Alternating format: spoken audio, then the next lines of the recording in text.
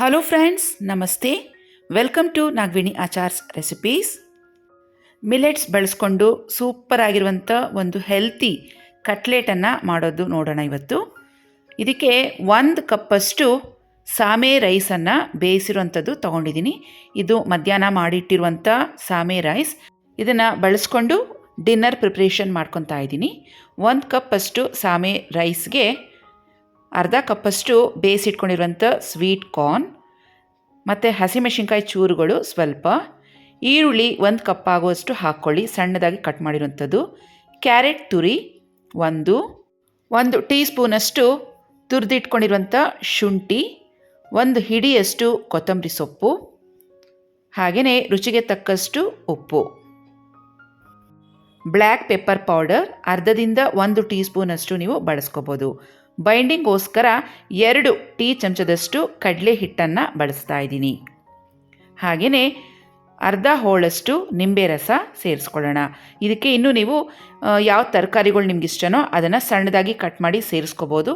ಹಾಗೆ ಸೊಪ್ಪುಗಳಲ್ಲಿ ಪುದೀನ ಸೊಪ್ಪು, ಸಬ್ಸಿಗೆ ಸೊಪ್ಪು, ಪಾಲಕು, ಮೆಂತ್ಯ ಸೊಪ್ಪು, ಈ ಥರ ಸೊಪ್ಪುಗಳನ್ನು ಸಣ್ಣದಾಗಿ ಕಟ್ ಮಾಡಿ ನೀವು ಹಾಕ್ಕೋಬೋದು. ಇದೆಲ್ಲ ಒಂದ್ಸತಿ ಚೆನ್ನಾಗಿ ಮಿಕ್ಸ್ ಮಾಡ್ಕೊಂಬಿಡೋಣ. ರೆಡ್ ಚಿಲ್ಲಿ ಪೌಡರ್ 1 ಅರ್ಧ ಟೀ ಸ್ಪೂನಷ್ಟು ಸೇರಿಸ್ಕೊತಾ ಇದ್ದೀನಿ. ಆಪ್ಷನಲ್, ಬೇಕಿದ್ದರೆ ಹಾಕ್ಕೊಳ್ಳಿ, ಇಲ್ಲಾಂದರೆ ಗ್ರೀನ್ ಚಿಲ್ಲೀಸ್ ಇದೆ ಮತ್ತು ಬ್ಲ್ಯಾಕ್ ಪೆಪ್ಪರ್ ಪೌಡರ್ ಕೂಡ ಹಾಕಿದ್ದೀನಿ. 1 ಅರ್ಧ ಟೀ ಚಮಚದಷ್ಟು ನೋಡಿಕೊಂಡು ರೆಡ್ ಚಿಲ್ಲಿ ಪೌಡರ್ ಹಾಕ್ಕೊಳ್ಳಿ.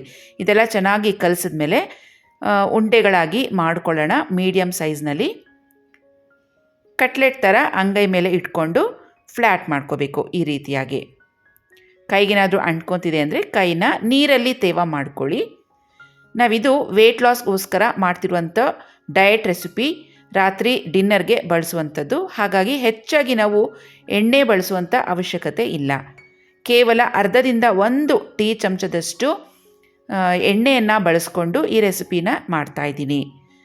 ನಾನಿಲ್ಲಿ ನಾನ್ ಸ್ಟಿಕ್ ಪ್ಯಾನ್ ತೊಗೊಂಡಿದ್ದೀನಿ. 1 ಅರ್ಧ ಚಮಚದಷ್ಟು ಎಣ್ಣೆ ಹಾಕ್ಕೊತಾ ಇದ್ದೀನಿ, ಹೆಚ್ಚಿಗೆ ಇಲ್ಲ. ಕಬ್ಬಿಣದ ಪ್ಯಾನ್ ತೊಗೊಂಡ್ರೆ ಅದಕ್ಕೆ ಹೆಚ್ಚಾಗಿ ಎಣ್ಣೆ ಹಾಕಬೇಕಾಗತ್ತೆ. ಸೊ ಡಯಟ್ ರೆಸಿಪಿ ಆದ್ದರಿಂದ ನಾನು ಹೇಳಿದ್ದೀನಿ, ನಾನ್ ಸ್ಟಿಕ್ ಪ್ಯಾನ್ ತೊಗೊಂಡ್ರೆ ಬೆಟರ್ ಇರುತ್ತೆ. ಈಗ ಸಿಮ್ ಫ್ಲೇಮ್ನಲ್ಲಿ ನಿಧಾನಕ್ಕೆ ಇದನ್ನು 2 ಕಡೆ ಬೇಯಿಸ್ಕೊಳ್ಳೋಣ.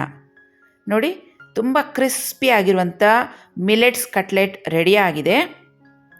ಮಿಲೆಟ್ಸ್ ವೆಜ್ ಕಟ್ಲೆಟ್ ಅಂತ ಕೂಡ ಹೇಳ್ಬೋದು. ಒಬ್ಬರು 3ರಿಂದ 4 ಕಟ್ಲೆಟಷ್ಟು ತೊಗೋಬೋದು ವೆಯ್ಟ್ ಲಾಸ್ ಮಾಡುವಂಥವರು. ಇದ್ರ ಜೊತೆಗೆ ಹಸಿ ತರಕಾರಿಗಳನ್ನು ಇಟ್ಟಿದ್ದೀನಿ. ಗ್ರೀನ್ ಚಟ್ನಿ ಬೇಕಿದ್ರೆ ಜೊತೆಗೆ ಸರ್ವ್ ಮಾಡ್ಕೊಳ್ಳಿ.